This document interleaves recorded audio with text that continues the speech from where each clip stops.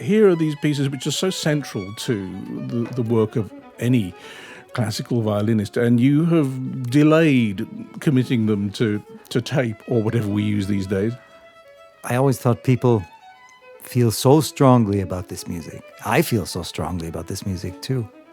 And so I didn't ever really feel ready.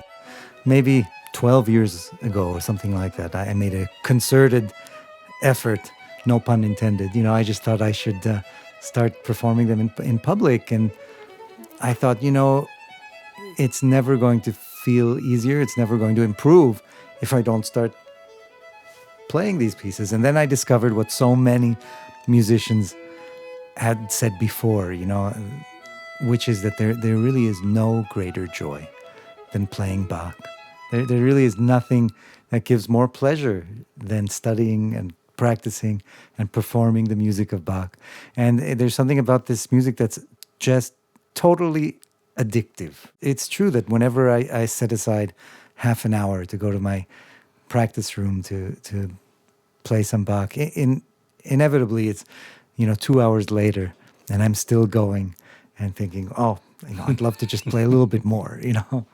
I know people who have said, listening to Bach, playing with Bach, being with Bach makes me feel like a better person. Makes me feel like a better violinist, makes me feel like a better musician. It's the strongest music in the world, because you take music of any other great composer, even Beethoven, and if you don't treat it properly, then it doesn't sound as good. But Bach always somehow sings through whatever you do. Absolutely transcends everything, transcends time, transcends cultures, transcends performances, transcends instruments. I love hearing these pieces on the marimba. It transcends tempos, transcends interpretive choices. I think the logic of it is so strong and the message is so human that I really think it speaks to everybody. When you come to playing Bach on a solo violin, then there are a lot of people prepared to give you advice. You must use gut strings. You can't use that sort of violin. You must play it in a regular tempo. You mustn't play it in a regular tempo. What did you do with all this advice? Yeah, in a way, I feel the last 20 or 30 years of scholarship have been amazing for Bach. And now it might be the best time ever to play this music.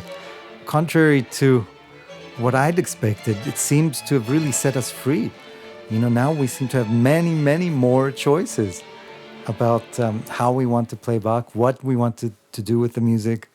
I don't know if this is a little bit of my midlife crisis. I started experimenting with, Baroque bows and Baroque bridges and gut strings.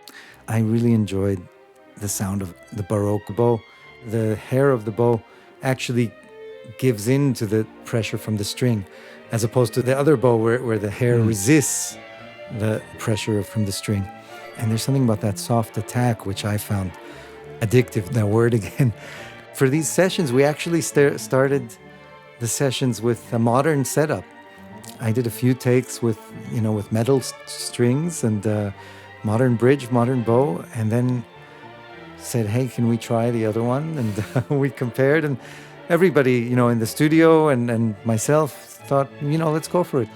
That's such a beautiful sound, and the guts have a resonance that's so complex that I find lends itself to the sound of our instruments, maybe a little bit more than the metal.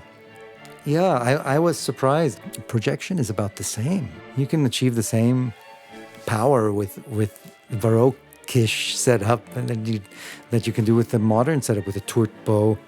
These days I want to play Bartok with Baroque bow. Gil Shaham, thank you for being my guest on today's music show. Thank you for having me.